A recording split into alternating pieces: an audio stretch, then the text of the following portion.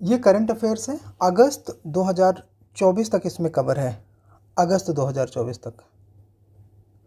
और ये UPPSC exam को डेडिकेटेड है, यूपीपीएससी जिसको आप यूपीपीसीएस भी कहते हो, इस एग्ज़ाम को डेडिकेटेड है। तो सबसे पहले पेरिस ओलंपिक के बारे में। पेरिस ओलंपिक 2024 आयोजन कब से कब के बीच में हुआ? तो ये 26 जुलाई से लेके 26 जुलाई से लेके 11 अगस्त तक चला। ठीक, इसका जो मोटिव था ये आपके आपके काम का है, एग्जामिनेशन में पूछा जा सकता है। गेम्स वाइड ओपन, इसे नोट करो। ठीक है, ये इंपॉर्टेंट है। अच्छा, भारत ने किस तरह कंट्रीब्यूट किया? तो भारत ने कुल 117 प्लेयर भेजे, 117 खिलाड़ी भेजे। पदक कितने जीते? 6, जिसमें सिर्फ एक रजत है और 5 कांस्य है, गोल्ड कोई भी नहीं है। कुल पदक स्पर्धा में भाग कितने लोगों ने लिया? तो 69। मतलब कि कितने स्पोर्ट्स में भारत ने पार्टिसिपेट किया? तो फिर आपको पता है कि ओलंपिक में बहुत सारे गेम्स होते हैं, तो उसमें 69 गेम्स ऐसे थे जिसमें भारतीयों ने पार्टिसिपेट किया। ठीक है, इसके अलावा कुल खेलों की संख्या 2024 में तो 32, कुल पदक इवेंट 48, कुल पदक स्पर्धाएं 329 यानी कि 329, कुल खेल सत्र 754, कुल भाग लेने वाले एथलीट्स, कितने एथलीट्स ने टोटल पार्टिसिपेट किया था वर्ल्ड वाइड? तो 10,000 यानी कि 10,500। पहली बार शामिल होने वाले स्पोर्ट्स कौन से हैं? बस ये आपका क्वेश्चन है इस साल का। ठीक, तो ब्रेकिंग, स्केटबोर्डिंग, इसके अलावा स्पोर्ट क्लाइंबिंग एंड सर्फिंग, इतने गेम आप याद कर लो, ये आपका क्वेश्चन है। पहली बार शामिल स्पोर्ट्स कौन कौन से हैं? Breaking, skateboarding sport, climbing and surfing, ये आपके मेन गेम्स हैं। ठीक है, breaking, skateboarding sport, climbing and surfing, इतना। चलो, तो कुछ हमारे जो एथलीट हैं, पार्टिसिपेंट हैं, उनमें हम कुछ के बारे में बात करेंगे जो खासतौर से विनर रहे हैं, जो विजेता रहे हैं। उनमें नीरज चोपड़ा वेल नोन है, और एथलेटिक्स में इन्होंने पुरुषों की भाला फेंक, जिसको जेवलिन भी कहते हैं, भाला फेंक में इन्होंने रजत जीता। मनु भाकर शूटिंग में महिलाओं की ओर से 10 मीटर एयर राइफल, देखो तुमको ये भूलेगा, मनु भाकर जीती है ये तुम्हें नहीं भूलेगा, क्या जीती है, कांस्य जीती है, तुम्हें ये भी नहीं भूलेगा, लेकिन तुम्हें ये भूलेगा कि कितनी रेंज थी इनकी, 10 मीटर एयर। इसके अलावा मनु भाकर और सरबजोत सिंह ने जॉइंटली भी कोई मेडल जीता है, क्या, कौन सा? कांस्य। तो ये किस रेंज में था? ये भी 10 मीटर एयर पिस्टल में था। ठीक है, और ये मिस्र टीम थे अपने आप में शूटिंग की। तो ये दोनों बातें आप याद रखना। आपको ये याद रखना है कि 10 metre air pistol, 10 metre air pistol, इनके साथी का नाम याद रखना। मनु भाकर आपको याद रहेगा, सरबजोत को भी याद रखोगे कि नहीं? इसके अलावा स्वप्निल कुसाले, अब ये चूँकि उतना मीडिया में नहीं रहे हैं तो आपको भूलने के चांसेस ज़्यादा रहेंगे। कैसे याद रखोगे? आपके सपने में बहुत आते हैं। कौन? स्वप्निल कुसाले, जो कि बहुत कुशल हैं। ठीक है, किस गेम में? शूटिंग, इनका गेम याद रखो। पुरुष की 50 मीटर रेंज इनकी कितनी है? 50 मीटर राइफल, और इनकी पोजीशन क्या थी? 3 पोजीशन। पदक कौन सा था? कांस्य। कुछ और? टीम इंडिया ने अब की बार हॉकी में जीता है, एग्जामिनेशन में पूछे जाने के लिए बहुत ज़्यादा चांसेस हैं। क्या जीता? कांस्य। ठीक, किसमें? पुरुषों की स्पर्धा में। तो इतनी बातें आपको, इनमें से जो बातें मैंने आपको बताई हैं वो आपको याद रखनी है, और जो लेस सिग्निफिकेंट है आप उसमें कम फोकस करोगे, चलेगा। चलो कुछ और फैक्ट्स देखते हैं। अमन सहरावत ने फ्री स्टाइल 57 kg, ये आपको यहाँ पे जानना है। देखो कुश्ती तुम्हें याद रहेगा, कांस्य भी याद रहेगा, लेकिन ये नहीं याद रहता, तो इस पे फोकस करो। पेरिस ओलंपिक 2024 में पदक तालिका की स्थिति से समझते हैं। तो दुनिया में सबसे ज़्यादा मेडल किसने जीते? अमेरिका ने, यूनाइटेड स्टेट्स ऑफ अमेरिका ने। कितने? 126। स्वर्ण कितने हैं? 40। लेकिन एक बात याद रखना कि चाइना ने भी 40 स्वर्ण जीते हैं। हालांकि उनकी टोटल मेडल टैली जो है वो 91 पे जाके ख़त्म हुई, लेकिन स्वर्ण के मामले में चाइना और यूएसए दोनों बराबर हैं। भारत की रैंक कितनी थी? तो आपको 71 पे फोकस करना है। ठीक, टॉप 5 में कौन कौन से नेशन थे? आपके उनको नाम पता होना चाहिए। नंबर 1 पे यूएसए है, चीन है, जापान है, ऑस्ट्रेलिया है, फ्रांस है। ये टॉप 5 नेशंस हैं।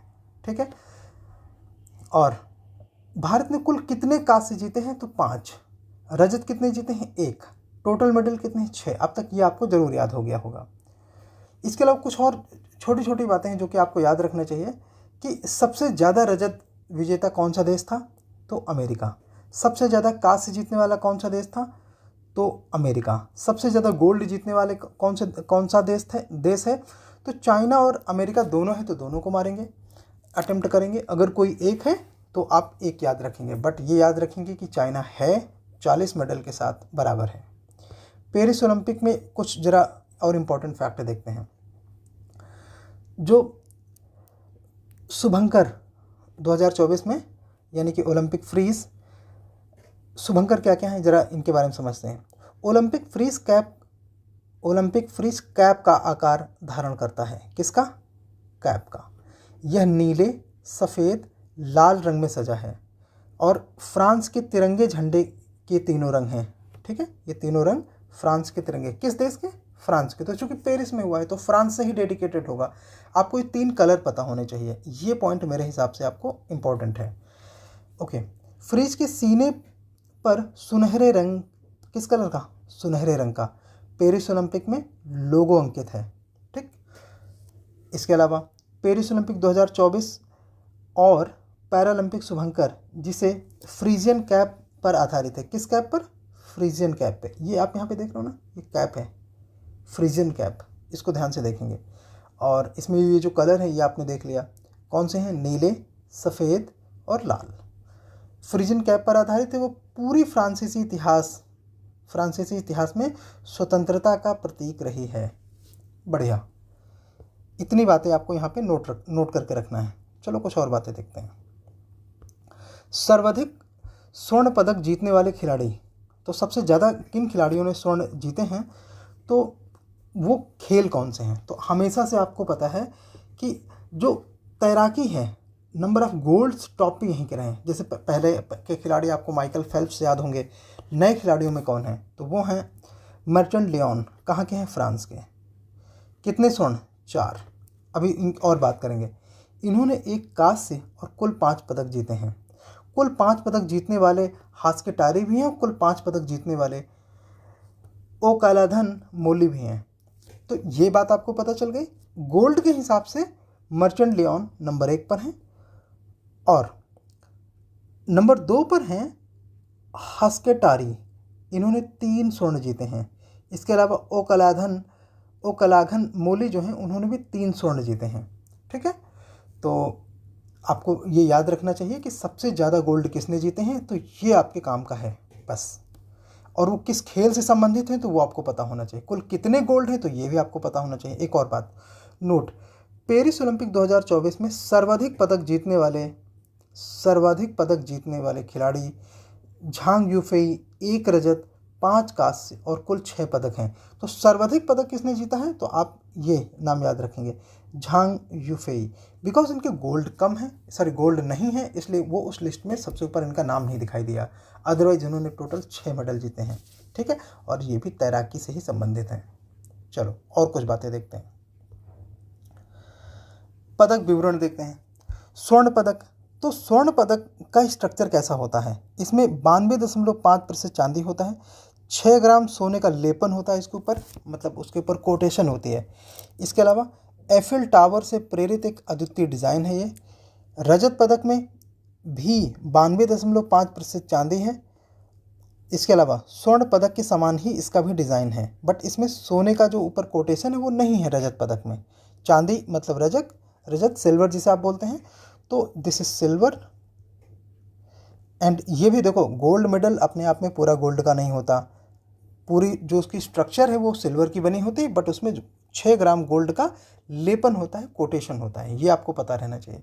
कांस्य मतलब होता है तांबा, तो तांबे की विभिन्न धातुओं से मिश्रित होती है।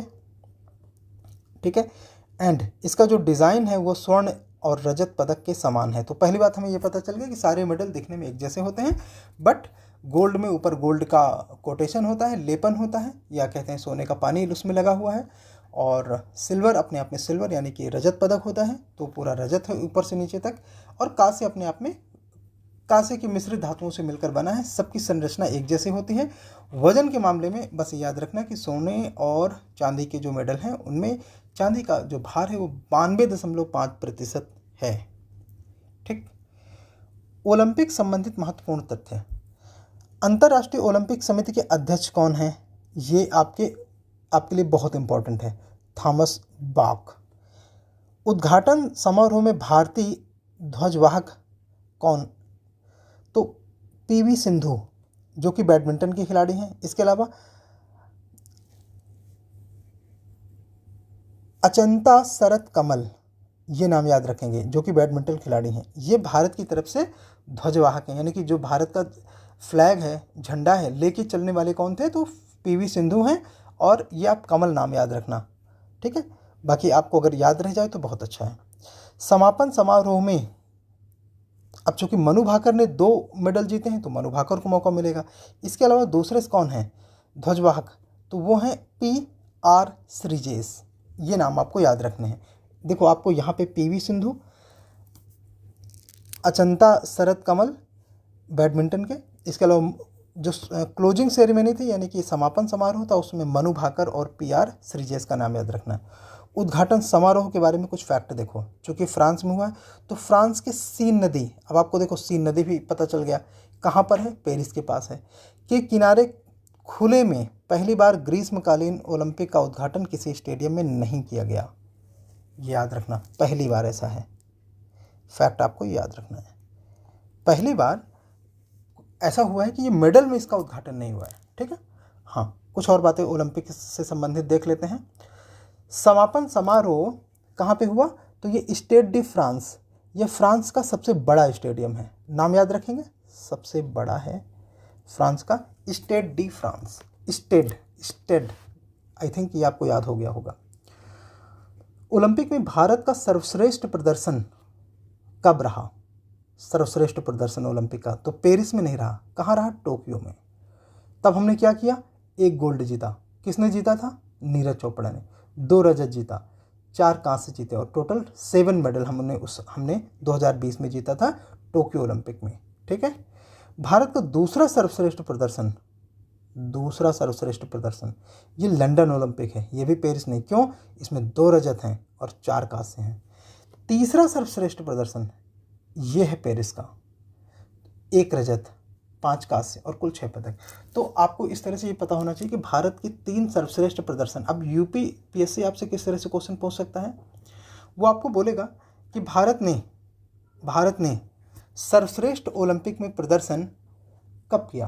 तो आपको पता होना चाहिए टोक्यो ओलंपिक 2020, या ये कहा जाए कि पेरिस में भारत के प्रदर्शन को रैंकिंग में किस रैंक पर स्थापित किया जाएगा? तो आपको पता होना चाहिए कि वो तीसरा सर्वश्रेष्ठ है, ठीक है। और 17th यानी कि 17वें ग्रीष्मकालीन पैरालंपिक के बारे में कुछ देखते हैं। देखो पैरालंपिक वो होते हैं जो दिव्यांगजन पार्टिसिपेट करते हैं, तो ये भी आपका पेरिस में ही हो रहा है। इसके बारे में तो इसका जो कुछ बातें हम फिर से देख लेते हैं जो इसमें है कि इसका जो टाइमिंग है ये इंपॉर्टेंट नहीं है, छोड़ दो। शुभंकर इसका इंपॉर्टेंट है, तो ये वही फ्रीज है, पैरालंपिक फ्रीज। आदर्श वाक्य, गेम्स वाइड ओपन, तो ये मोटो वही का वही है, इसे भी आप याद रखेंगे, ये आपके काम का है, ये फैक्ट आपके काम का है। पैरालंपिक में कुल खेल आयोजन कितना है? तो 22।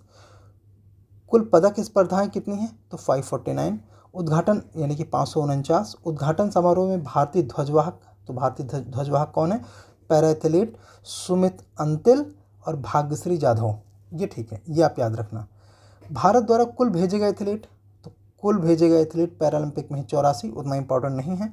भारतीय एथलीट में पहली बार निम्न खेलों में, ये हमेशा इंपॉर्टेंट होता है पहली बार वाला, कि पहली बार निम्न खेलों में किन किन खेलों में हम पहली बार भाग लेने वाले हैं?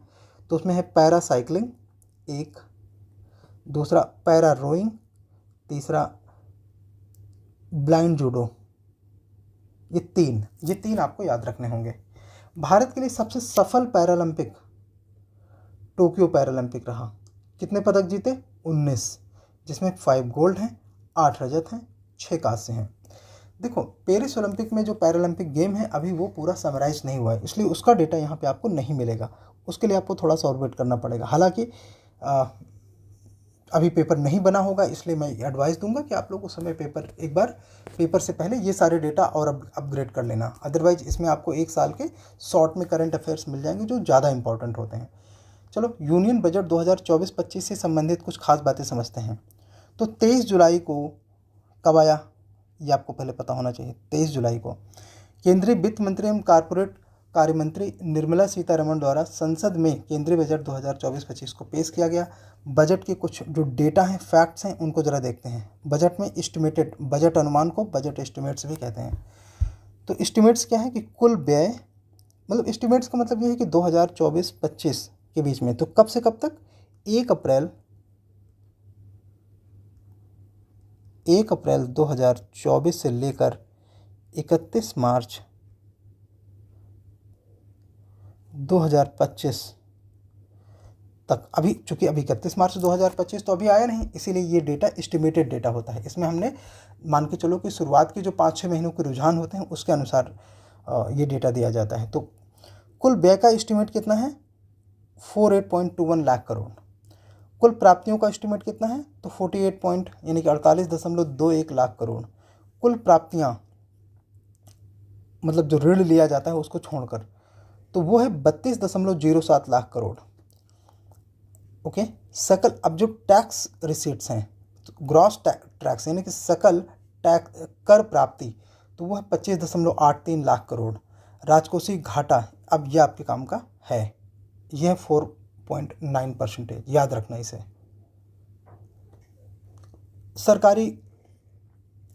सरकार का लक्ष्य घाटे को अगले 5 साल, अगले साल यानी कि 2025 तक कितना लाना है, 4.5%।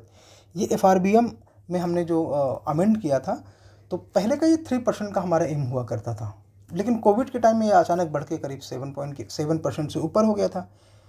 तो उसे कम करते करते गवर्नमेंट 4.9%, 4.9% तक लाने में सफल रहेगी, ऐसा अनुमान कहता है 2025 की मार्च तक।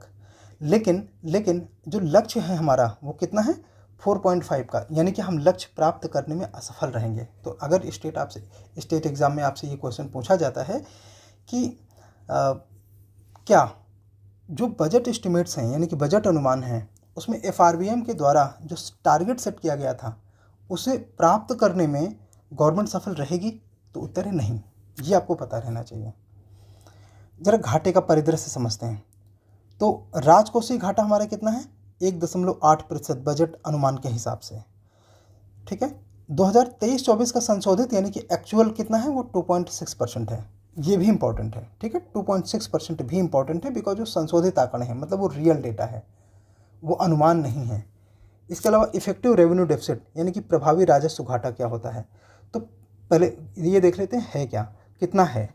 तो प्रभावी राजस्व घाटे का जो अनुमान है वो 0.6% का है, और 2023-24 में चूँकि उसके एक्चुअल डेटा है, तो वो जो एक्चुअल डेटा है यानी कि संशोधित अनुमान है वो 1.6% है। अब समझो कि प्रभावी राजस्व घाटा होता क्या है। जैसे कि मान लो गवर्नमेंट ऑफ इंडिया जो रेवेन्यू डेफिसिट अर्न करती है, यहाँ ऊपर थोड़ा सा लेट चलें, नहीं यहाँ जगह नहीं, नीचे बात कर लेते हैं। हाँ, गवर्नमेंट ऑफ इंडिया का जो रेवेन्यू डेफिसिट है, RD जिसे हम कहते हैं, कल्पना करो कि वो 100 रुपये है, ठीक। इस 100 रुपये में राज्यों को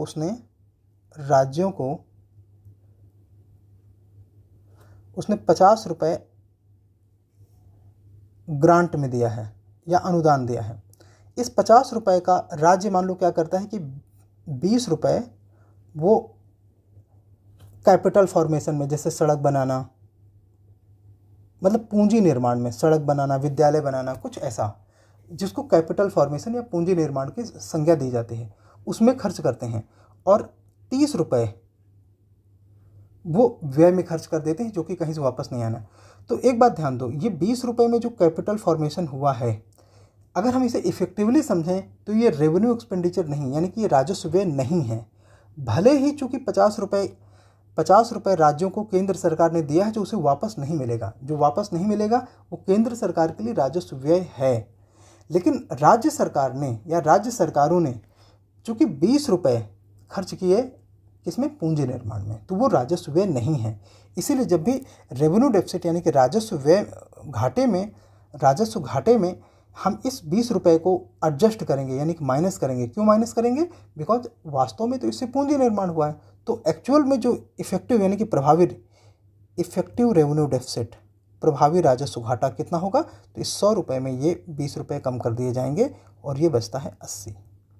ठीक है, तो इफेक्टिव रेवेन्यू डेफिसिट इस तरह से निकाला जाता है। मतलब इफेक्टिव रेवेन्यू डेफिसिट का आकलन करने के लिए रेवेन्यू डेफिसिट में उस पार्ट को हटा देते हैं जो पार्ट राज्यों को दान में तो दिया गया है, केंद्र सरकार के लिए वो राजस्व व्यय ही है, लेकिन राज्य सरकारों ने समझदारी दिखाते हुए अगर उसमें पूंजी निर्माण, एसेट क्रिएशन या ऐसा कुछ काम किया है जिसकी वजह से आप उसे रेवेन्यू डेफिसिट नहीं कह सकते, तो इसलिए प्रभावी राजस्व घाटा या इफेक्टिव रेवेन्यू डेफिसिट में उस अमाउंट को हम डेफिसिट नहीं मानते, इसलिए वो एडजस्ट कर दिया गया। तो वो कितना है? 0.6%। मनमोहन सिंह जी के द्वारा ये कॉन्सेप्ट दिया गया था 2010 में। ठीक, इतनी बातें आपको इसके बैकग्राउंड में पता होना चाहिए। राजकोषीय घाटा, इस पूरे घाटे में सबसे इंपॉर्टेंट टर्म होता है राजकोषीय घाटा। वो कितना है? 4.9%। तो राजकोषीय घाटा क्या होता है? ये राजकोषीय घाटा उस अमाउंट को कहते हैं जितना कि सरकार को, अब चूंकि हम केंद्र सरकार की बजट की बात कर रहे हैं, केंद्रीय बजट की, तो जितना केंद्र सरकार को लोन लेना पड़ेगा, सीधी बात समझो, चाहे देश के अंदर लें चाहे बाहर लें, उसे राजकोषीय घाटा कहते हैं। प्राथमिक घाटा यानी कि प्राइमरी डेफिसिट, ये भी इंपॉर्टेंट है। तो ये कितना अनुमानित है? 1.4%। अच्छा, एक और बात देखो, 2023-24 का जो संशोधित आंकड़े हैं ना, वो बराबर इंपॉर्टेंट होते हैं, तो उसे कभी भी हल्के में नहीं लेंगे। तो संशोधित अनुमान के हिसाब से 1.4% है, और जो राजकोषीय घाटा 2023-24 के वास्तविक आंकड़ों के आधार पर है वो 5.6% है, और प्राथमिक घाटा 2% है। तो आपने ये समझा कि राजकोषीय घाटा क्या है, आपने ये समझा कि प्रभावी राजस्व घाटा क्या है। अब आपको ये समझना चाहिए कि प्राथमिक घाटा क्या होता है। देखो, हर साल सरकारें लोन लेती हैं, लोन के सामने उनको ब्याज अदा करना पड़ता है, लेकिन ऐसे बहुत सारे लोन 10 साल पहले लिए गए होंगे, हाँ जी, 15 साल पहले लिए होंगे, बिल्कुल, 5 साल पहले भी लिए गए होंगे, बिल्कुल, उसका ब्याज तो हम अभी भी अदा कर रहे हैं, हाँ।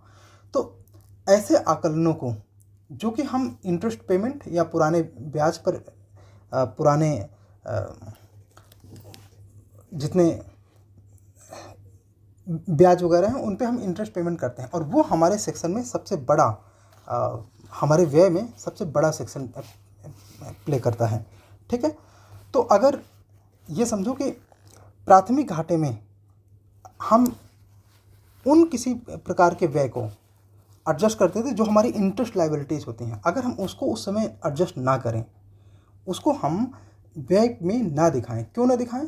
बिकॉज अगर हम उसको एडजस्ट कर देते हैं तो वो तो हमारे पुराने सालों की जो आर्थिक विसंगतियां थीं, या ये कह लो कि जो हमारे ऊपर लोन का बर्डन था, वो हमको पे करने की वजह से हमें देना पड़ता है।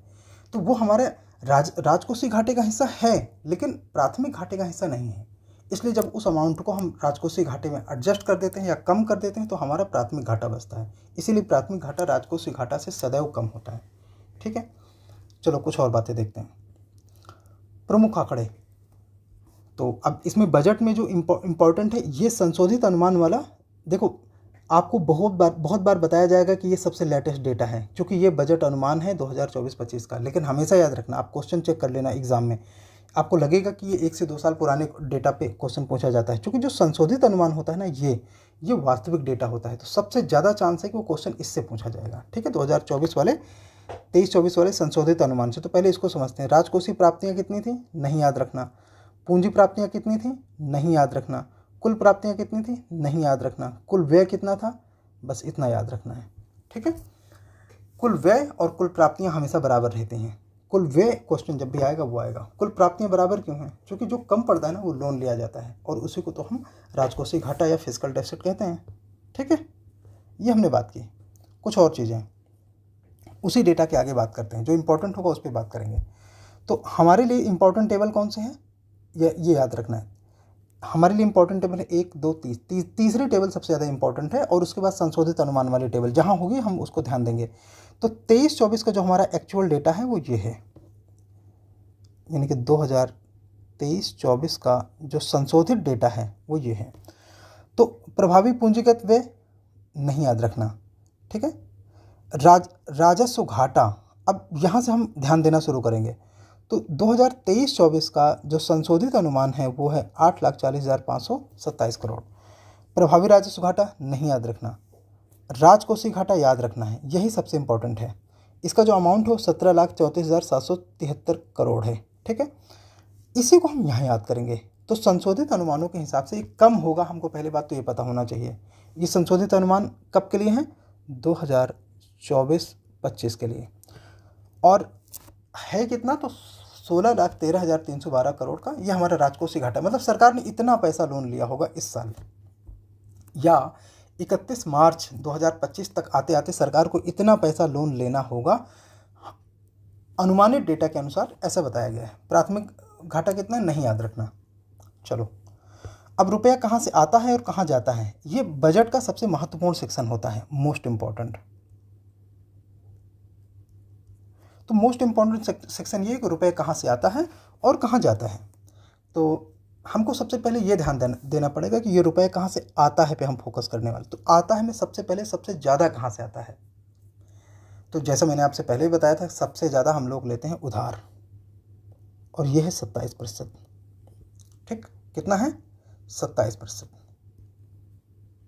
तो ये सबसे ज़्यादा है, इसको हम ऐसे फर्स्ट रख दें क्या? कोई दिक्कत नहीं है, क्योंकि आपको हायरार्की में भी पता होना चाहिए कि नंबर 1 पर कौन है, नंबर 2 पर कौन है। तो नंबर 2 पर भारत सरकार को कहाँ से पैसा मिलता है? इनकम टैक्स से। नंबर 3 पर जीएसटी एवं अन्य जो कर होते हैं उनसे, नंबर 3 पर। क्योंकि आपको टॉप 5 पता होना चाहिए, टॉप 5 सोर्सेज कौन से हैं जहाँ से भारत सरकार को पैसा मिलता है। तो सबसे ज़्यादा उधारी जो भारत सरकार लोन लेती है वो चाहे घरेलू हो चाहे बाहरी हो। एक बात और, घरेलू लोन हमारे देश में सबसे ज़्यादा होता है, करीब करीब 90% लोन भारत सरकार घरेलू लोन लेती है। ये लोन कैसे लिया जाता है? देखो, सीधे बैंक से लिया जाता है क्या? कुछ तो सीधे बैंक से लिया जाता है, इसके अलावा कुछ दूसरे तरीके भी हैं। जैसे मान लीजिए कि आरबीआई को बोले कि ये सिक्योरिटीज़ रख लो और इसके बदले में आप नई करेंसी इशू कर दो, बट वो आप आजकल एफआरबीएम ने मना कर दिया है। तो ऐसा अब 2003 के बाद से ऐसा ये रीति रिवाज बंद हो चुका है। तो अब वैसा हम लोग नई करेंसी छाप के अपने बजट के घाटे को पूरा नहीं करते हैं, वो तरीका हमारा बंद हो गया है। ठीक है, तो इसलिए अब जो उधारी के तरीके हैं उनमें सबसे जो पॉपुलर है वो ये है कि गवर्नमेंट अपने बॉन्ड इशू करती है, ट्रेजरी बिल इशू करती है। इसके अलावा और दूसरी सिक्योरिटीज है जो बैंकों को देती है, बैंक उसे अपने एसएलआर के स्टेटस में मेंटेन रखने के लिए यूज़ करते हैं।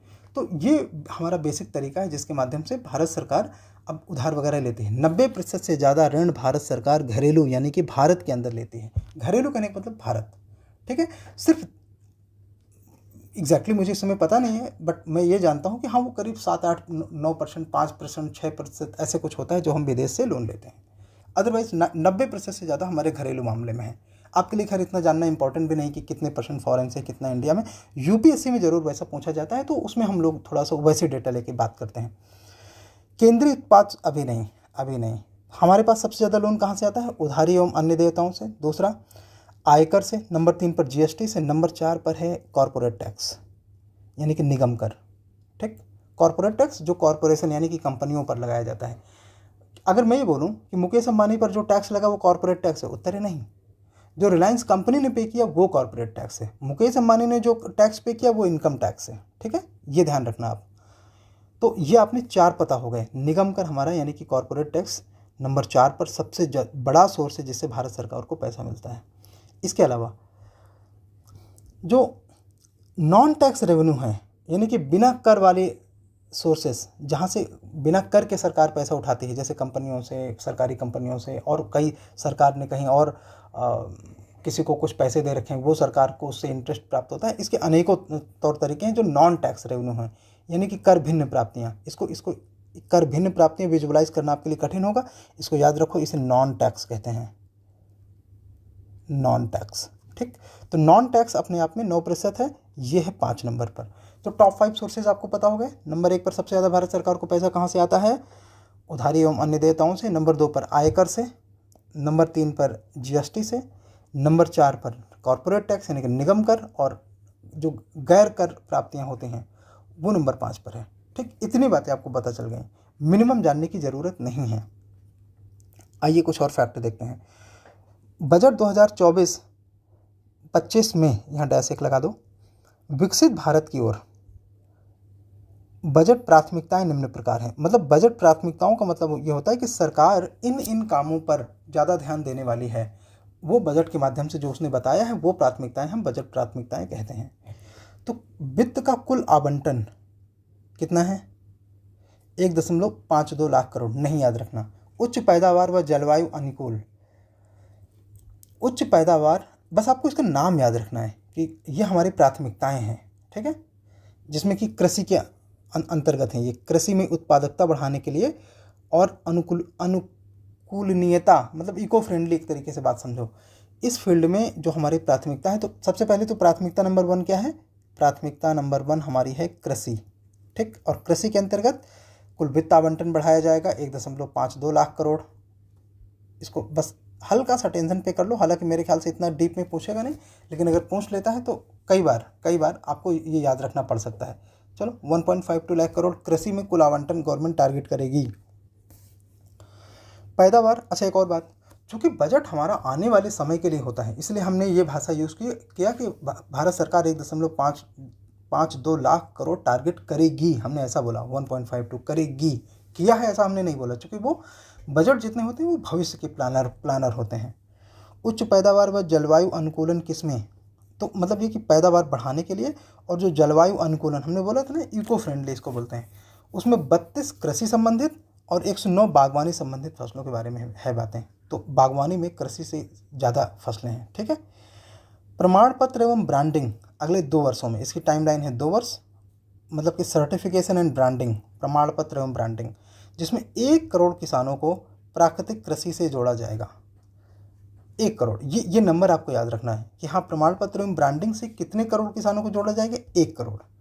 जैव आदान संसाधन केंद्र, एक बात हमेशा याद रखना, अगर आपके किसी प्रश्न का उत्तर 1 है, किसी प्रश्न का उत्तर 0 है, 1 का मतलब 1 लाख, 1000, 1 करोड़, एनीथिंग लाइक 1, और किसी प्रश्न का उत्तर है 0, तो वो हमेशा इंपॉर्टेंट है। किसी प्रश्न का उत्तर 100 है, हमेशा इंपॉर्टेंट है। कुछ भी कहीं भी अगर 100 है तो इंपॉर्टेंट है। इस तरह के फैक्ट काम आते हैं। जैव आदान संसाधन केंद्र कितने स्थापित किए जाएंगे? 10,000, इंपॉर्टेंट है। हमारी दूसरी प्राथमिकता क्या है इस बजट में? तो वो है रोजगार एवं कौशल, ठीक, जिसमें कि प्रधानमंत्री का पैकेज क्या है? रोजगार संबद्ध प्रोत्साहन हेतु 3 योजनाएं हैं। इन तीनों के नाम आपको पता होने चाहिए, कौन कौन से 3 योजनाएं हैं। तो सबसे पहली योजना है हमारे इसमें का, दिन खा, दिन गा, या ABC, आप चाहे जिस तरह याद करो। पहली, ओके, योजना का है सभी औपचारिक क्षेत्र में, मतलब फॉर्मल सेक्टर में पहली बार रोजगार पाने वाले कर्मचारियों को 15,000 रुपये तक 1 महीने का वेतन, जिसे 3 किस्तों में दिया जाएगा।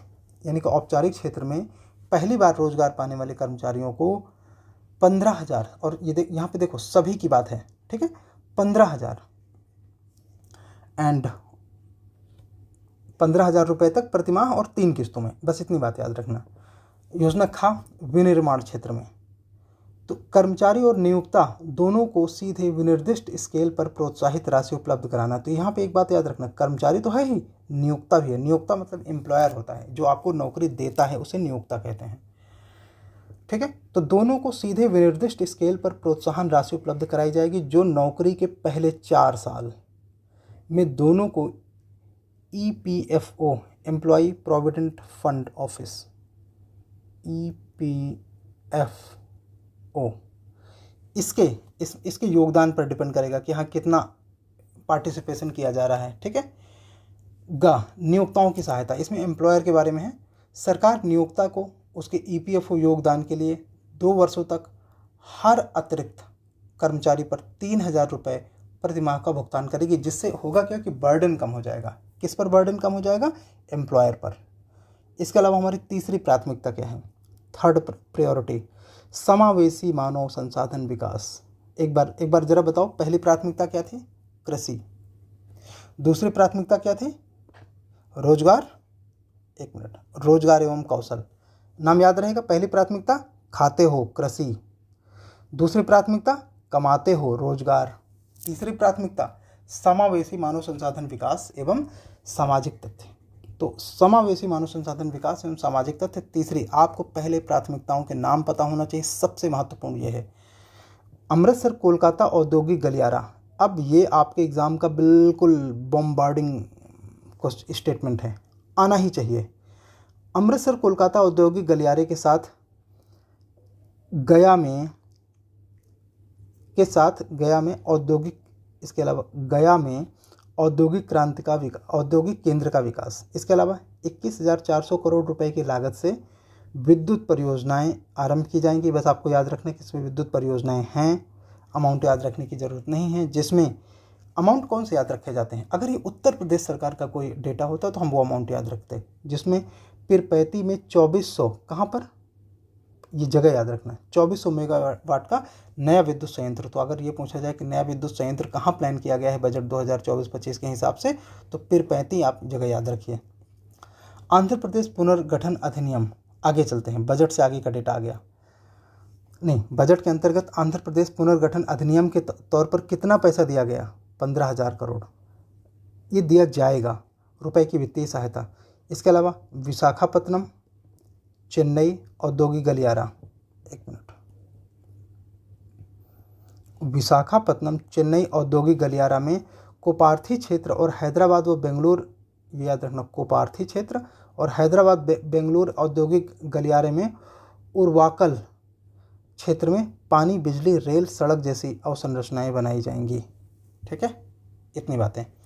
महिलाओं और बालिकाओं के लिए 3 लाख करोड़ रुपए का आवंटन है।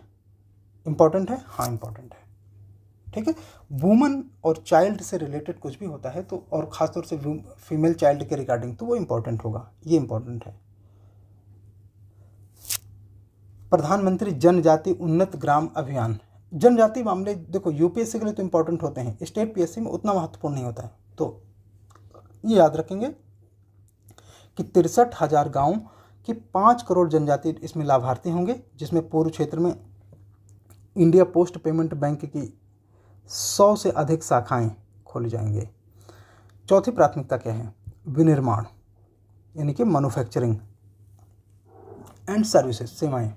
तो मुद्रा लोन में, मुद्रा लोन आपको पता है, इसके अंतर्गत तरुण श्रेणी के अंतर्गत मुद्रा लोन की सीमा को 10 लाख, पहले तरुण श्रेणी में 10 लाख तक था, तो उसे बढ़ाकर 20 लाख कर दिया गया है। ये आपको बिल्कुल इंपॉर्टेंट, बहुत ज़्यादा इंपॉर्टेंट है। ठीक है, मुद्रा श्रेणी में और जो श्रेणियां हैं मुद्रा लोन में, उनको भी आप नोट करोगे। प्राथमिकता नंबर 5, शहरी विकास यानी कि अर्बन डेवलपमेंट। तो अर्बन डेवलपमेंट के अंतर्गत 30 लाख से अधिक जनसंख्या वाले कौन से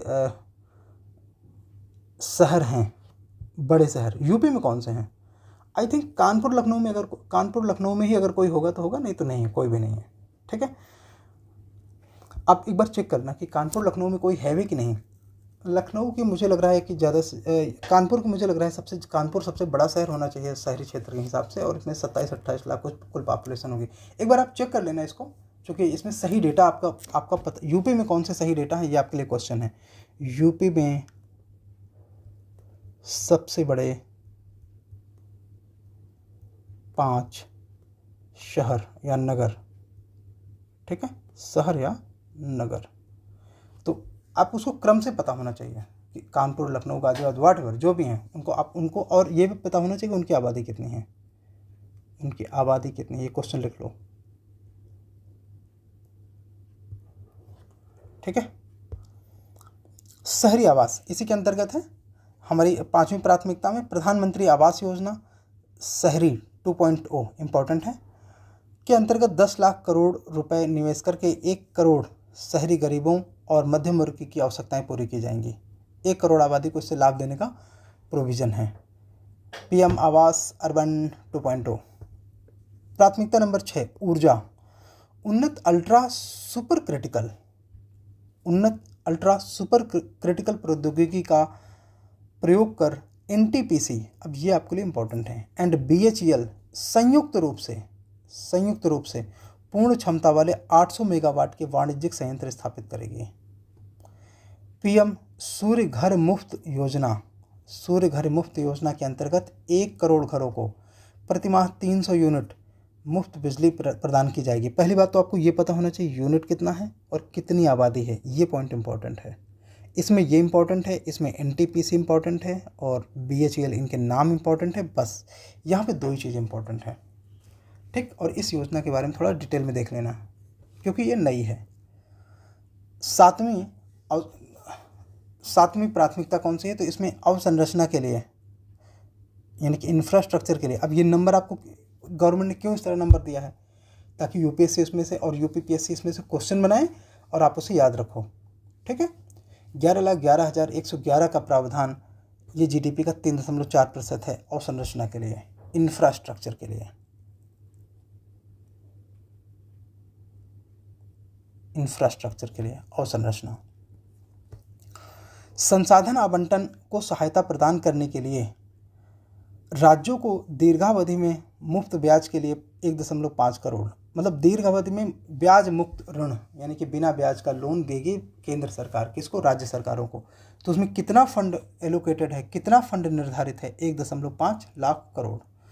प्रधानमंत्री ग्राम सड़क योजना इंपॉर्टेंट, प्रधानमंत्री ग्राम सड़क योजना जिसके अंतर्गत 25,000 ग्रामीण बसाहटों के लिए 12 मासी सड़क संपर्क। 12 मासी का मतलब ये कि ऐसा नहीं हो कि हाँ बरसात में पानी भर जाए और गांव के लोग आ जा ना सकें। इसका मतलब वहाँ पे अगर पुलिया बनाना होगा तो वो पुलिया बनाई जाएगी, छोटे छोटे जो ब्रिजेस होते हैं वो बनाए जाएंगे। कहीं कहीं पे अगर कोई रिवोल्यूट्स हैं यानी कि छोटी छोटी पतली पतली नदियाँ धाराएँ, तो उनके ऊपर ब्रिज बनाए जाएंगे, तभी वो 12 मासी कहलाता है, ठीक है, 12 मासी कहलाता है।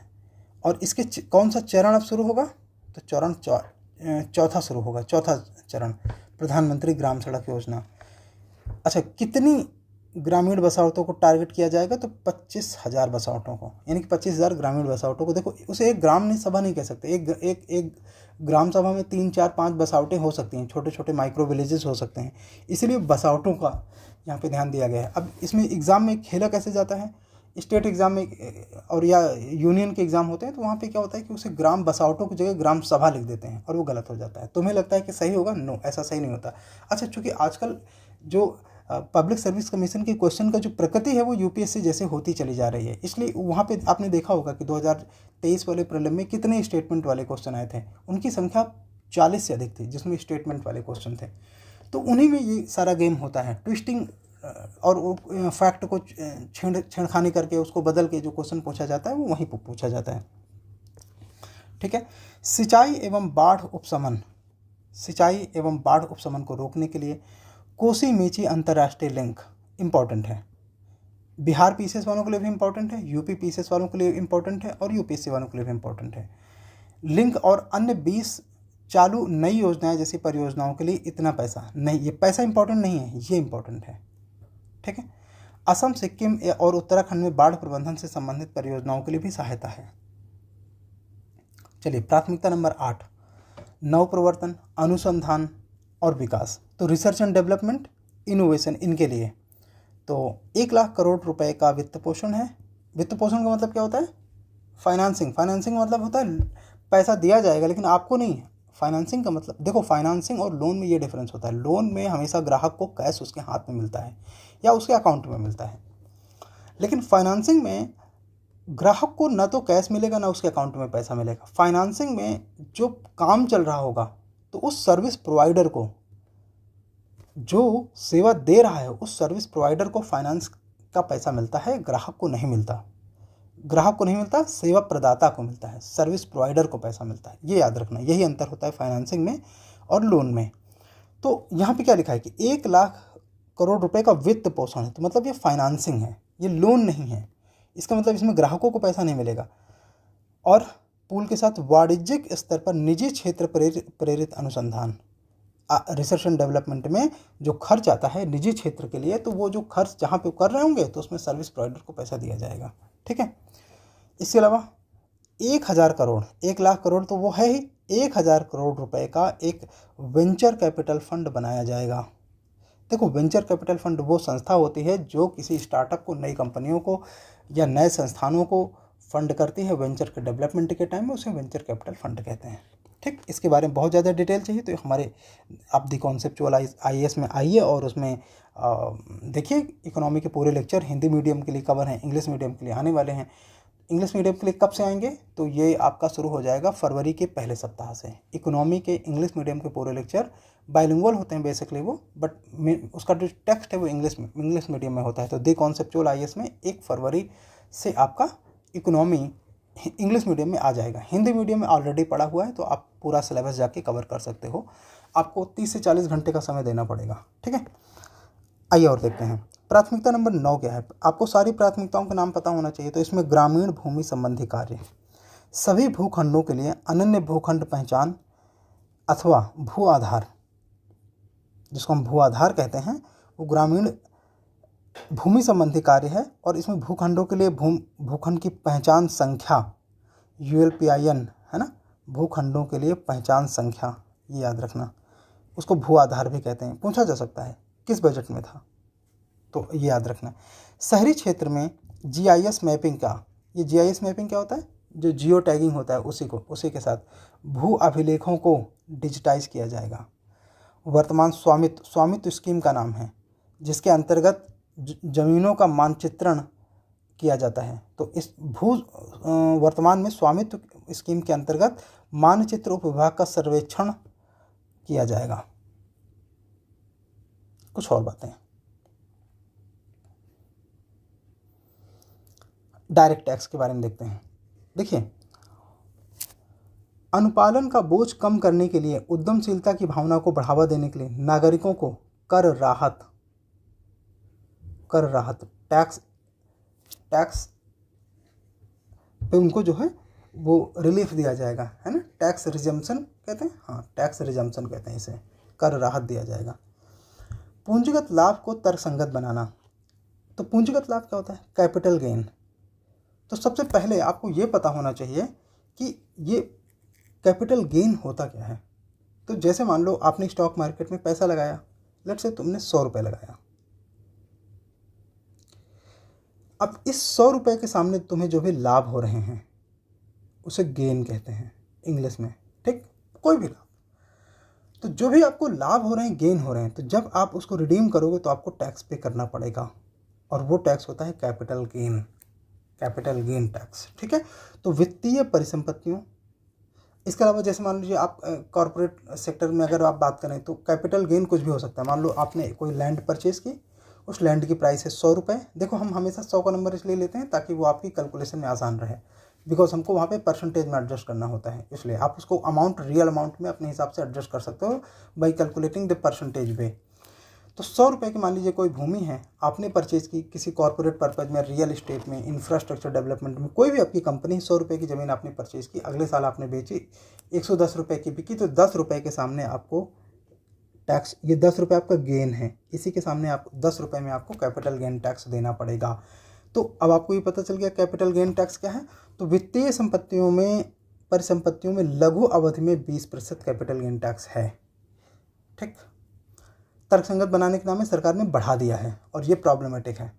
प्रॉब्लमेटिक कैसे है, बिकॉज इसमें बहुत विरोध हुआ, बिकॉज ये जो लघु अवधि वाले हैं ये मिडिल क्लास के ऊपर बर्डन डालता है। सभी वित्तीय, गैर वित्तीय परिसंपत्तियों पर दीर्घावधि में जो टैक्स है ये रीजनेबल है, कितना है, 12.5%। क्यों दीर्घावधि में कम रहता है, तो जनरल इकोनॉमिक्स अगर आपको आती है तो इकोनॉमिक्स में लॉन्ग टर्म कोई भी इन्वेस्टमेंट होता है उसमें रिस्क ज़्यादा होता है, इसलिए वहाँ पर टैक्स कम होता है।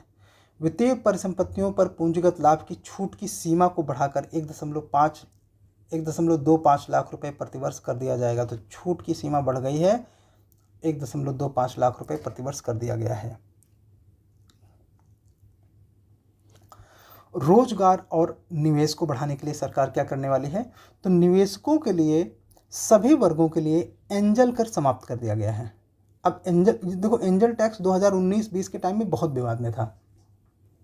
उस समय इसके लिए प्रधानमंत्री मोदी को और वित्त मंत्री अरुण जेटली के बाद निर्मला सीतारमण जब बनी थी, तो उस समय निर्मला सीतारमण को क्रिटिसाइज किया गया था कि एंजल इन्वेस्टर होते हैं पहले वो पता होना चाहिए। जैसे मान लो कि मैं एक धनी व्यक्ति हूँ और मुझे लगा कि हाँ कोई XYZ पर्सन जो मुझसे रिलेटेड अनरिलेटेड कुछ भी हो सकता है, खासतौर से अनरिलेटेड है, अगर संबंधित नहीं है, और वो कोई वेंचर डेवलप कर रहा है, कोई कंपनी बना रहा है, कोई नया स्टार्टअप बना रहा है और उसको पैसे की कमी है, तो मैं अकेले उसको पैसा दे देता हूँ। मैं कोई बैंक नहीं हूँ और मैं बैंक हो भी सकता हूँ, लेकिन मैंने उसे इस बिहाफ पे पैसा दे दिया कि इसका इनोवेशन और मेहनत सही दिशा में जा रहा है।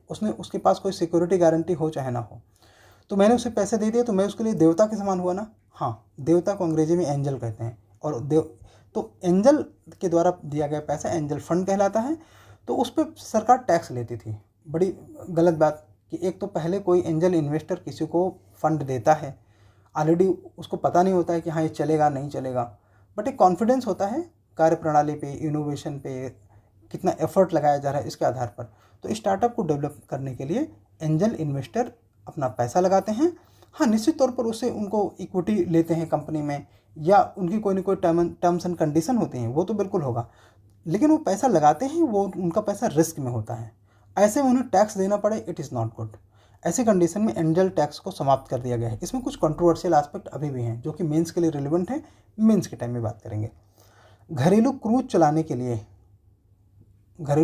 चलाने के लिए अधिक सरल व्यवस्था होगी। चलो, विदेशी खनन कंपनियों को, जिसमें अपरिष्कृत हीरे बेचने वाले के लिए सेफ हार्बर दरों का प्रावधान किया जाएगा। हीरा व्यापारियों के लिए सेफ हार्बर दर, चलो नॉट इम्पॉर्टेंट। विदेशी कंपनियों पर कॉर्पोरेट टैक्स की दर 40% से घटाकर 35% कर दी गई है। विदेशी कंपनियों पर कॉर्पोरेट टैक्स कम किया गया है, याद रखना। बहुत डोनाल्ड ट्रंप क्रिटिसाइज करता था नरेंद्र मोदी के इस बारे में। आइए और कुछ देखते हैं। प्रमुख स्कीमों के लिए आवंटन, कौन कौन सी स्कीमों में कितना पैसा, ये टेबल याद रखना पूरी की पूरी। इम्पॉर्टेंट है जी, नहीं, वेरी इंपॉर्टेंट है। प्रमुख स्कीम मनरेगा में 86,000 करोड़। पहला फैक्ट जो आपको रटा होना चाहिए, कैसे याद करोगे, इधर 8 है, इधर 6, इधर 3 बार 0 है, तो 3 दूनी 6 और दूनी मतलब 2 जोड़ दो तो 6 2 8। इस तरह से आप नंबर याद कर सकते हो। 86,000 करोड़ मनरेगा में है। सोलर एनर्जी ग्रिड के लिए एक 10,000 करोड़, ये याद रखना, मैं सर्कल कर दे रहा हूँ, ठीक है, जो इम्पोर्टेंट है, ये इम्पोर्टेंट है। इसके अलावा सेमीकंडक्टर के लिए इम्पोर्टेंट है। Semiconductor is the future. Semiconductor का विकास करने के लिए और डिस्प्ले निर्माण के लिए 6,903 करोड़। IDEA स्कीम के अधीन, नॉट इम्पॉर्टेंट। नाभिकीय ऊर्जा, नॉट इम्पॉर्टेंट। प्रत्यक्ष लाभ अंतरण LPG, ये इम्पॉर्टेंट है, 1,500 करोड़। अनुसंधान विकास इम्पॉर्टेंट है, 1,200 करोड़। औषध उद्योग के लिए PLI स्कीम, ये प्रोडक्शन लिंक इंसेंटिव इसका फुल फॉर्म होता है। पहले तो आपको फुल फॉर्म पता होना चाहिए, क्या है, प्रोडक्शन लिंक्ड इंसेंटिव, PLI इसको शॉर्ट में कहते हैं, ठीक है। बहुत इंपॉर्टेंट नहीं, उधर बहुत परेशान ना हो। कुछ क्वेश्चन है आपके लिए, तो आप इनको अटेम्प्ट करना, और अटेम्प्ट करके कमेंट सेक्शन में 1 का A, 2 का A, 3 का A, 4 का A, जो भी आपको लगता है आप आराम से उसे अटेम्प्ट करना। उसके लिए आप वीडियो को रोक सकते हो, ठीक है, एक एक करके मैं सारे क्वेश्चन आपको दिखा देता हूँ, आप इनको रोक के आराम से अटेम्प्ट करना, ठीक है। उसके बाद उत्तर देखना, पहले नहीं उत्तर देख लेना। इधर ये क्वेश्चन है, इनको भी देख लेंगे एक एक, ऐसे हो गया। अब नीचे उत्तर आएगा, तो इसके नीचे यहाँ पे आंसर है। आपका यहाँ पे छोटा सा टेस्ट हो जाएगा। कमेंट सेक्शन में सारे का आंसर करो, मैं देखूंगा, ठीक है। भारत के रामसर स्थल कौन कौन से हैं, इंपॉर्टेंट है। यहाँ से क्वेश्चन मैं अभी से बता देता हूँ, आएगा, इंपॉर्टेंट है, एक क्वेश्चन आएगा। 14 अगस्त 2024 को केंद्रीय पर्यावरण, वन एवं जलवायु परिवर्तन मंत्रालय ने, यानी कि पर्यावरण मंत्रालय ने, सीधी बात करें तो, भारत के नंजरायन पक्षी अभयारण्य कहाँ पर है, तमिलनाडु में। काजू वैली पक्षी अभयारण्य कहाँ पर है, तमिलनाडु में। तावा जलाशय कहाँ पर है, मध्य प्रदेश में। 3 नई आर्द्रभूमि को रामसार साइट्स के रूप में नामित किया है। कितनी 2024 में कितनी रामसार वेटलैंड ऐड किया गया है, रामसार स्थलों को ऐड किया गया है, 3। कौन कौन से, नंजरायन कहाँ पर है, तमिलनाडु में। काजू वैली कहाँ पे है, तमिलनाडु में। और तावा जलाशय कहाँ पर है, मध्य प्रदेश में। याद रखना, तावा मध्य प्रदेश में है और 2 जो हैं वो तमिलनाडु में हैं। याद रहेगा, नंजरायन और काजू वैली ये तमिलनाडु में है।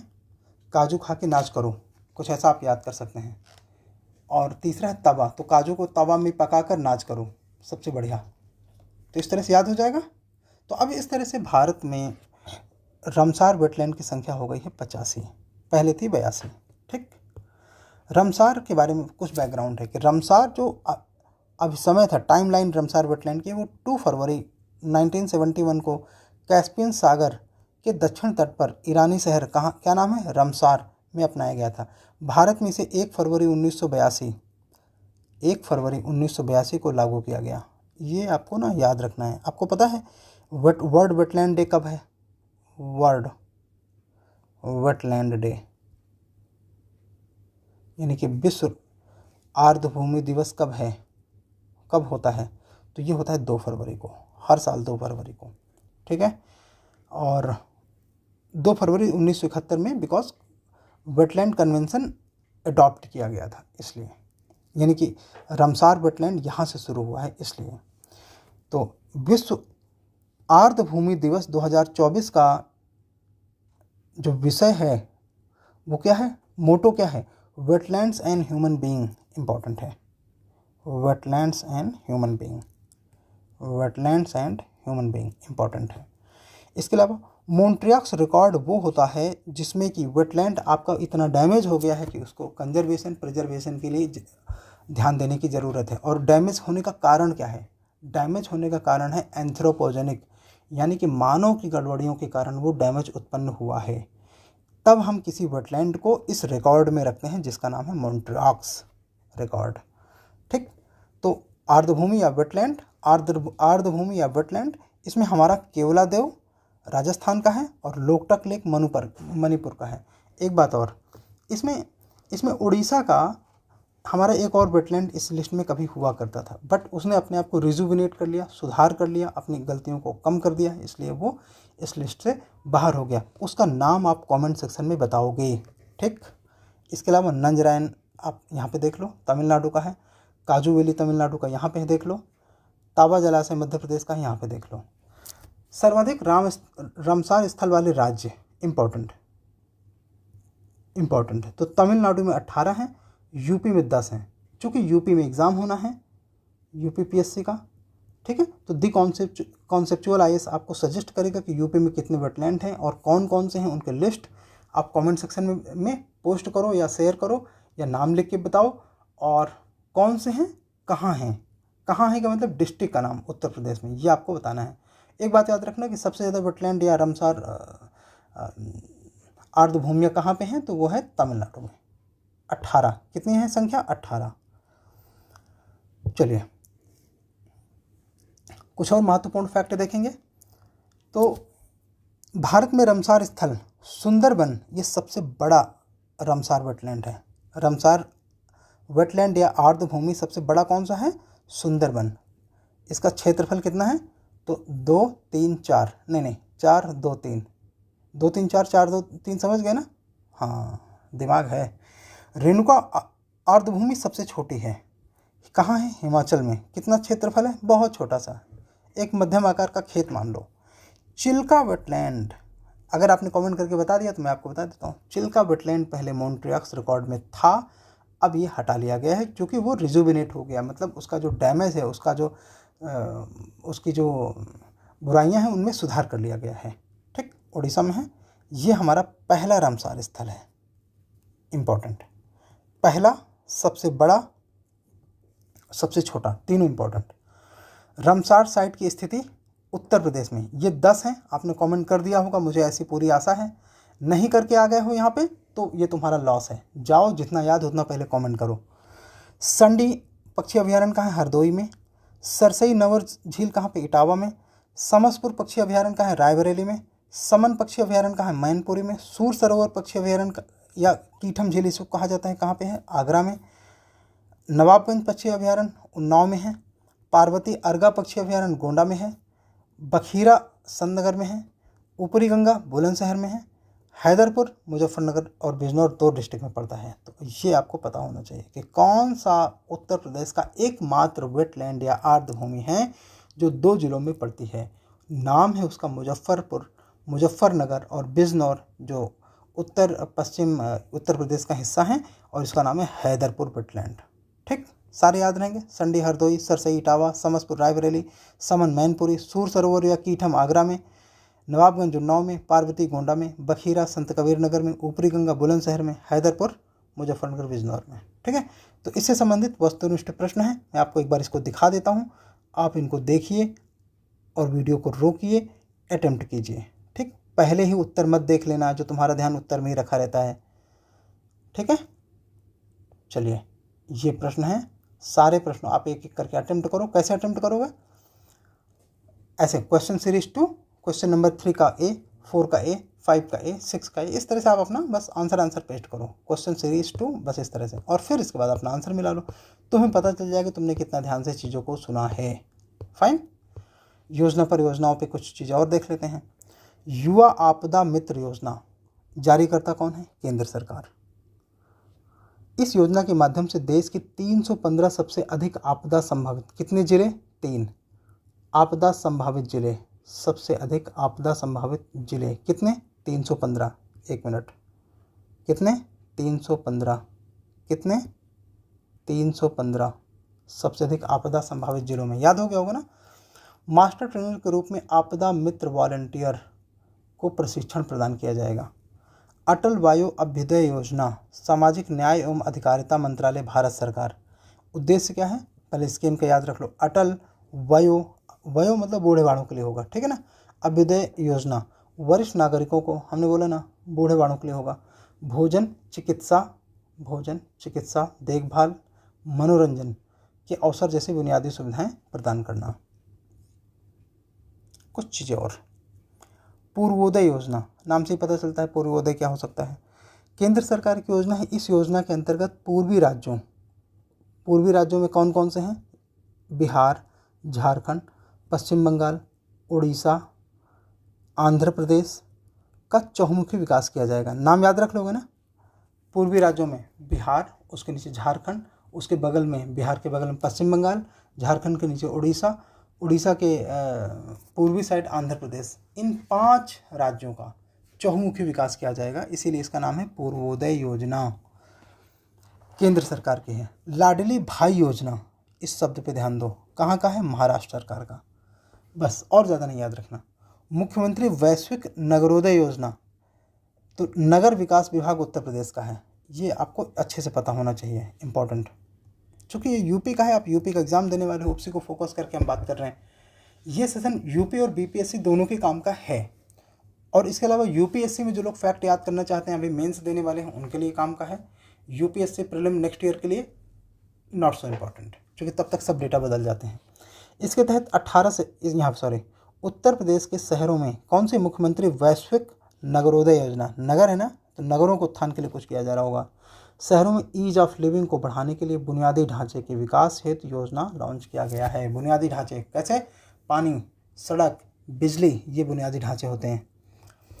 इसके अलावा महतारी वंदन योजना कहाँ का है? छत्तीसगढ़ का। नाम पता होना चाहिए बस। मातृभूमि योजना उत्तर प्रदेश सरकार का है, इंपॉर्टेंट है।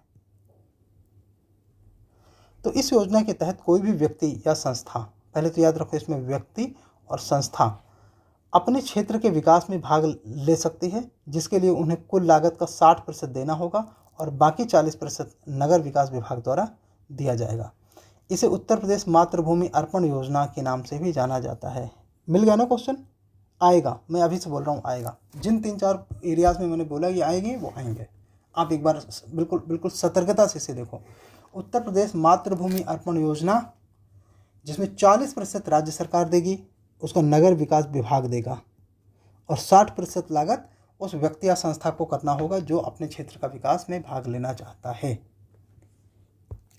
और नवीकरणीय मंत्रालय के द्वारा पीएम यानी कि केंद्र सरकार की योजना है पीएम सूर्य घर मुफ्त बिजली योजना, जिसमें सोलर पैनल लगवाने वाले उपभोक्ताओं को प्रति माह 300 यूनिट बिजली मुफ्त मिलेगी। ठीक है।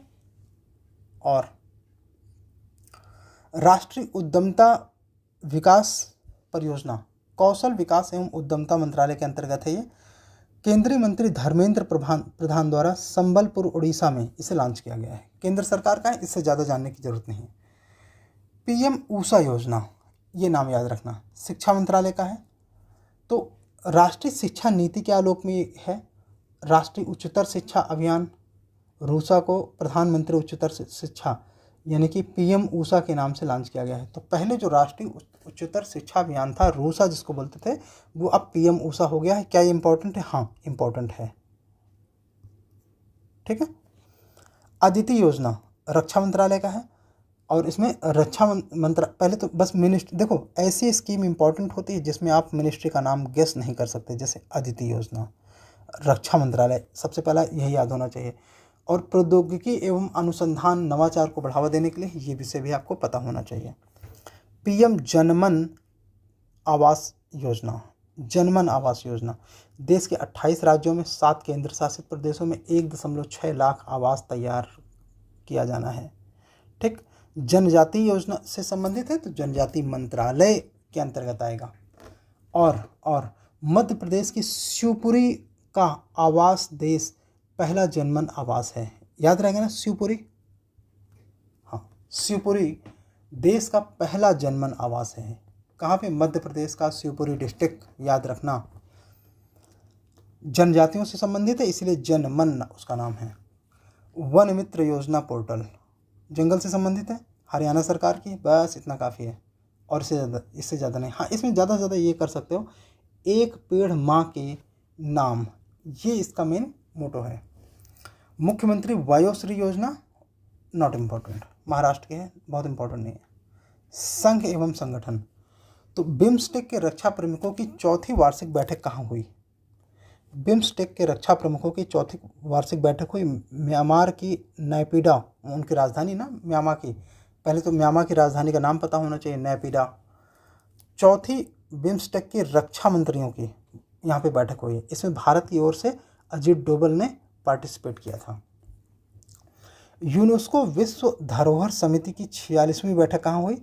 तो भारत मंडपम नई दिल्ली में। भारत मंडपम वही जहाँ पे G20 की मीटिंग हुई थी। भारत ने पहली बार यूनेस्को विश्व धरोहर समिति का आयोजन किया, पहली बार है तो इम्पोर्टेंट होगा। बैठक के प्रतीक चिन्ह के रूप में हम्पी कर्नाटक के विजय विट्ठल मंदिर को चुना गया और टैगलाइन सह नव यश है। विजय विट्ठल सह नव यश, यूनेस्को की 46वीं और भारत मंडपम भारत में पहली बार। इतनी बात याद रखेंगे। चलो, कब हुई? जुलाई 2024 में, तारीख याद नहीं रखना है। यह बैठक असम के मोईदस अहोम राजवंश की माउंट दफनी प्रणाली को भारत की 43वीं विश्व विरासत का दर्जा दिया गया इसमें, ये बहुत इंपॉर्टेंट है। बैठक के दौरान असम के मोईदस अहोम, जो कि अहोम वंश की, अहोम जो रूलर थे ना मुगल्स के अपोजिट, अहोम राजवंश की माउंट दफन प्रणाली थी, दफनाने की प्रणाली, इसको 43वीं विश्व विरासत का दर्जा दिया गया है, भारत की 43वीं। अब भारत में 43 वर्ल्ड हेरिटेज साइट है या विश्व विरासत स्थल हैं। इतनी बात याद रखेंगे, ये बहुत इंपॉर्टेंट है। मोईदस अहोम राजवंश का क्या था? माउंट दफन प्रणाली थी और इसको 43वां विश्व विरासत का दर्जा कहाँ दिया गया? तो ये दिया गया भारत मंडपम यूनेस्को की 46वीं मीटिंग के दौरान, जिसका कि प्रतीक चिन्ह था विजय विट्ठल मंदिर और टैगलाइन था सह नव यशः।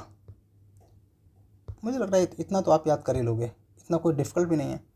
बिम्स्टेक मंत्रियों, विदेश मंत्रियों, अपने रक्षा मंत्री नैपीडा म्यांमार देखा, विदेश मंत्रियों की बैठक कहाँ? नई दिल्ली में, इसलिए इम्पोर्टेंट है। बिम्स्टेक का पूरा नाम क्या है? इधर लिखा है, आराम से देख लो, सुन लो। Bay of Bengal initiative for multi sectoral technical and economic cooperation. Bharat द्वारा कोलंबो प्रक्रिया की प्रथम बैठक की अध्यक्षता किया गया। कहाँ पर? जिनेवा स्थित International Organization for Migration headquarters में आयोजित किया गया। किसके हेडक्वार्टर में? International Organization for Migration, migration से संबंधित है, याद रखना। इसे कोलंबो प्रक्रिया कहा जाता है। भारत ने इसकी पहली बार अध्यक्षता की, इसलिए ये इंपॉर्टेंट है। कोलंबो प्रक्रिया एशिया के 12 सदस्य देशों का एक समूह है। कोई भी एग्जाम हो, यूपीएससी, यूपीपीएससी, बीपीएससी, कोई भी एग्जाम हो, ये इंपॉर्टेंट है। 12 सदस्य देशों का समूह है जो मुख्य रूप से प्रवासी श्रमिकों के मूल देश के रूप में कार्य करते हैं। ठीक है, मतलब ये कि जैसे मान लो अमेरिका में प्रवासी हैं, श्रमिक हैं, भारत उनका मूल देश है तो भारत इसका सदस्य है। ये इस तरह से काम करता है। इसका नाम है कोलंबो प्रक्रिया, कोलंबो प्रोसेस। कितने देश हैं? 12। भारत ने अध्यक्षता की पहली बार? हाँ, पहली बार। कहाँ हुआ? इंटरनेशनल ऑर्गेनाइजेशन फॉर माइग्रेशन, उसका हेडक्वार्टर कहाँ पे है? जिनेवा में। चलो, और संघाई कोऑपरेशन ऑर्गेनाइजेशन यानी कि संघाई सहयोग संगठन के राष्ट्राध्यक्षों की मीटिंग हुई। कौन सी मीटिंग? 24वीं। कहाँ पे हुई? अस्ताना कजाकिस्तान में। इंपॉर्टेंट है। एससीओ की मीटिंग कहाँ पे हुई? Astana Kazakhstan. कौन सी मीटिंग थी? 24वीं। भारत की ओर से इसमें एस जयशंकर जो भारत के विदेश मंत्री हैं उन्होंने पार्टिसिपेट किया। इसके अलावा बेलारूस संघाई सहयोग संगठन में शामिल होने वाला नवीनतम सदस्य देश है। नाम याद रहेगा ना? एससीओ में लेटेस्ट मेंबर कौन सा है? बेलारूस। कौन सा है? रूस का भाई, बेलारूस। अंतर्राष्ट्रीय श्रम सम्मेलन का 112वां सत्र कहाँ हुआ? जिनीवा, स्विट्जरलैंड में। इस सम्मेलन में भारत का प्रतिनिधित्व सुमित्रा डावरा ने किया। ये नाम याद रहना चाहिए। ये सचिव हैं श्रम एवं रोजगार। देखो, जब भी कोई ऐसा नया सा नाम होता है ना और ब्यूरोक्रेट होता है तो वो बहुत इंपॉर्टेंट होता है, क्योंकि तुम मंत्री गेस कर लोगे, प्रधानमंत्री गेस कर लोगे, राष्ट्रपति तो जाते नहीं इसमें, लेकिन ब्यूरोक्रेट को नहीं गेस कर पाओगे। ठीक। रूस यूक्रेन के युद्ध पर 2 दिवसीय शांति सम्मेलन लेक ल्यूसन, ये चूंकि देखो रूस यूक्रेन युद्ध इंपॉर्टेंट है, तो lake Luzon बर्गन stock resort Switzerland में आयोजित किया गया। भारत इस सम्मेलन में 90 देशों से अधिक के राष्ट्राध्यक्षों या शासनाध्यक्षों या प्रतिनिधियों की ओर से संगठन में भाग लिया गया। ठीक है, जहाँ तक मेरी जानकारी भारत ने इसको वॉकआउट किया है। एक बार कंफर्म करने की जरूरत है फिर भी। G20 शिखर सम्मेलन, G20 शिखर सम्मेलन अब होगा रियो डी जेनेरियो में। और ट्रायो में कौन कौन है? तो भारत, ब्राज़ील और जो उसके बाद होगा। अब ट्रायो में ये है, इंडोनेशिया ट्रायो से बाहर हो गया, छूट गया, क्योंकि वो 3 होते हैं ट्रायो में, जहाँ होना है वो उसके बाद वाला और उसके पहले वाला। तो उसके पहले वाला G20 की मीटिंग कहाँ हुई थी? रियो के पहले कहाँ पे हुई थी? भारत में। ठीक है, भारत मंडपम, नई दिल्ली में। तो इस वजह से भारत के बाद अब रियो डी जेनेरियो में, ब्राज़ील में ये मीटिंग होनी है। इस सम्मेलन का आयोजन डिजिटल परिवर्तन, न्यायिक दक्षता को बढ़ाने के लिए प्रौद्योगिकी का उपयोग इस मोटो के साथ, यानी कि इस विषय के साथ किया गया। संयुक्त राष्ट्र महासभा, Pakistan, Somalia, Denmark, Greece, Panama को अस्थायी सदस्य चुना गया। कहाँ पे? संयुक्त राष्ट्र महासभा में। कौन कौन से अस्थायी सदस्य हैं आपकी बार? Pakistan, Somalia, Denmark, Greece, Panama, Greece, Denmark, Somalia, Pakistan, इनको चुना गया। ये निर्वाचित सदस्य 1 जनवरी 2025 से जापान, मोजाम्बिक, इक्वाडोर, माल्टा, स्विट्जरलैंड का स्थान लेंगे।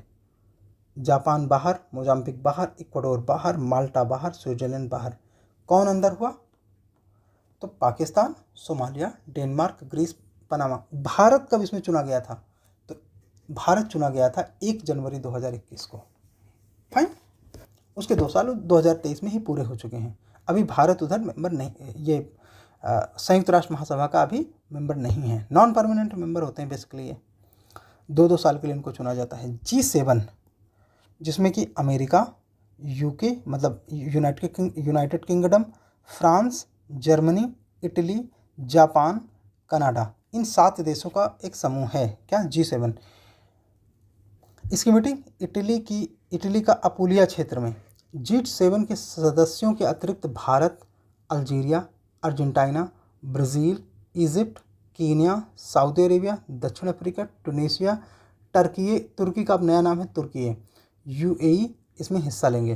तो अब आपको पता होना चाहिए कि G7 में पहले तो भारत हिस्सा ले रहा है। ये इसका अतिरिक्त इनको बुलावा भेजा जाता है, सदस्य इन G7 के सदस्यों के अतिरिक्त जिनको इनविटेशन दिया जाता है, बुलावा दिया जाता है, उनमें हैं। तो भारत को बुलावा दिया गया। भारत के अलावा कौन कौन है? तो पहले तो 1 नंबर पे भारत है। नंबर तो खैर कोई रैंकिंग होती नहीं, बस हम याद करने का तरीका है। अल्जीरिया नंबर 2, अल्जीरिया 3, अर्जेंटीना 4 है, ब्राज़ील 5 है, इजिप्ट 6 है, केन्या 7 है, सऊदी अरेबिया 8 है, दक्षिण अफ्रीका 9 है, टूनीशिया, तुर्की है 10 और 11 है UAE। तो कितने G20 के गैर सदस्यों को बुलाया गया था मीटिंग में? तो इन 11 सदस्यों को। फाइन। टोटल 18 लोगों की मीटिंग थी ये। 7 में वो हैं जो G7 के परमानेंट मेंबर हैं या मेंबर हैं, और गैर मेंबर 11 गैर मेंबर हैं जिनको बुलाया गया था। संघाई सहयोग संगठन, कजाकिस्तान, इसमें कौन कौन से पहले मेंबर हैं SCO में? तो Kazakhstan, Kyrgyzstan, Tajikistan, Uzbekistan, Bharat, Pakistan, चीन, रूस, ये इसके मेंबर हैं। स्टार्टअप फोरम इनका हुआ। इसके चौथे संस्करण की बैठक कहाँ पे हुई? नई दिल्ली में, इसलिए इम्पोर्टेंट है। यानी कि SCO का स्टार्टअप की चौथे संस्करण की मीटिंग कहाँ पे हुई? नई दिल्ली में। एससीओ का सचिवालय बीजिंग में है। एससीओ की स्थापना 2001 में संघाई में हुई, चाइना। इसका उत्पत्ति संघाई 5 के नाम से था। तब इसमें उज्बेकिस्तान मेंबर नहीं था, और बाकी ऊपर के आप भारत पाकिस्तान छोड़ के बाकी आप 5 गिन लो, 1 2 3 4 5। मैंने बोला उज्बेकिस्तान तब नहीं था, उज्बेकिस्तान बाद में ज्वाइन हुआ, तब ये 6 हो गए थे। एससीओ की आधिकारिक भाषा रूसी एवं चीनी है, ठीक है, रशियन एवं चाइनीज इसकी मेन आधिकारिक भाषा है। विश्व व्यापार संगठन का अंतर्राष्ट्रीय सम्मेलन यूरोपीय संघ सहित 166 देशों के पार्टिसिपेशन हुआ WTO की मीटिंग में। WTO की जो मिनिस्टीरियल मीटिंग है, WTO की जो मिनिस्टीरियल मीटिंग है उसे ही मंत्री, यही सबसे बड़ी मीटिंग होती है। 166 सदस्यों ने पार्टिसिपेट किया, जिसमें कि 166 देशों में तथा यूरोपीय संघ ने, तो टोटल 167 पार्टिसिपेंट थे, जिसमें कि 166 कंट्री एंड 1 ऑर्गेनाइजेशन। 13वां संयुक्त अरब अमीरात राजधानी अबू धाबी में मीटिंग हुई, ठीक। उसका स्थान कहाँ पे था? पहली बात तो ये कौन सी मीटिंग थी WTO की? 13वीं। कहाँ पे हुई? संयुक्त अरब अमीरात। कहाँ पे? ये इसकी राजधानी अबू धाबी, यहाँ पर। तो एकमात्र विश्व में राष्ट्रों के मध्य व्यापार नियमों का नियमन करता है। मतलब WTO एकमात्र ऐसा संगठन है जो देशों के बीच व्यापार को रेगुलेट करने के लिए है। इसकी स्थापना 1 जनवरी 1995 को हुई। 1986 से 94 तक उरुग्वे दौर की मीटिंग चली, जो माराकेश समझौता हुआ पे समाप्त हुआ। तो मतलब अलग अलग जगहों पर 1986 से लेकर 94 तक मीटिंग हुई। 94 में सबसे बाद में माराकेश में इसकी मीटिंग हुई, और इसीलिए इसे उरुग्वे दौर कहा जाता है। और मार्केस समझौता अभी कंटिन्यू है, जिसके पश्चात WTO की स्थापना हुई थी। उरुग्वे दौर अभी समाप्त नहीं हुआ, उरुग्वे दौर अभी चल रहा है। मतलब क्या ये जो UAE में मीटिंग हुई अबू धाबी में, क्या ये उरुग्वे राउंड का हिस्सा है? उत्तर है हाँ है। ISA इंटरनेशनल सोलर अलायंस या अंतर्राष्ट्रीय सोलर संगठन स्पेन ने अंतर्राष्ट्रीय सोलर संगठन के 99 सदस्य के रूप में सदस्यता ली। तो लेटेस्ट मेंबर कौन है ISA का? चूँकि ISA की स्थापना इंडिया और फ्रांस ने की थी, इसलिए इंपॉर्टेंट है, बिकॉज इंडिया उधर मेंबर है, मतलब इंडिया उधर मेन फाउंडर है। 99वां देश है स्पेन। अंटार्कटिक संधि परामर्श बैठक 2024 में 46वीं बैठक हुई। कहाँ पर? कोच्चि शहर केरल का है। पृथ्वी विज्ञान मंत्रालय, राष्ट्रीय ध्रुवीय एवं महासागर अनुसंधान केंद्र के माध्यम से केरल के कोच्चि में 20 से 30 मई तक 46वीं अंटार्कटिक संधि परामर्शदात्री बैठक यानी कि SCM 46 और पर्यावरण संरक्षण समिति यानी कि CEP की 26वीं मेज़बानी करेगा। तो कुल मिला के ये कि हाँ, अंटार्कटिक संधि परामर्श की 2024 की मीटिंग कहाँ हुई? कोच्चि में हुई। किसने किया? पृथ्वी विज्ञान मंत्रालय एवं राष्ट्रीय ध्रुवीय एवं महासागर अनुसंधान केंद्र के माध्यम से किया गया, ठीक है। सो ये इसके लिए आज इतना काफ़ी है। आई डोंट थिंक इसमें और कुछ होगा। चलो, तो हाँ, एक और चीज़, अगर आपको PDF हाइलाइटर के साथ पानी है तो डिस्क्रिप्शन बॉक्स में टेलीग्राम लिंक है। किसका? दी कॉन्सेप्चुअल IAS का। इसके अलावा आप ऊपर नंबर दिया गया है, भूल गए हो तो फिर से देख लो, 8899 70 75 70 में आप व्हाट्सअप करके भी ये PDF पा सकते हो, PDF, ठीक है।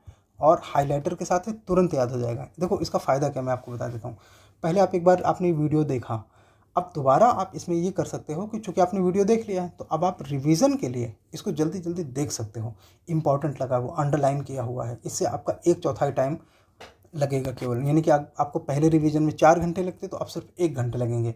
और सारा इंपॉर्टेंट करंट अफेयर्स एकदम बिल्कुल पॉइंटर और समरी के जैसा दिया हुआ है, जिसको कि आप ये मान के चलो इससे 4-5 क्वेश्चन की तो आपको बढ़त मिलनी ही चाहिए। इसके अलावा करंट अफेयर्स के और सेशन आएंगे, सब्जेक्ट वाइज सेशन आएंगे। IR का सेशन जल्दी आने वाला है बाइलिंगुअल मीडियम में, ठीक है।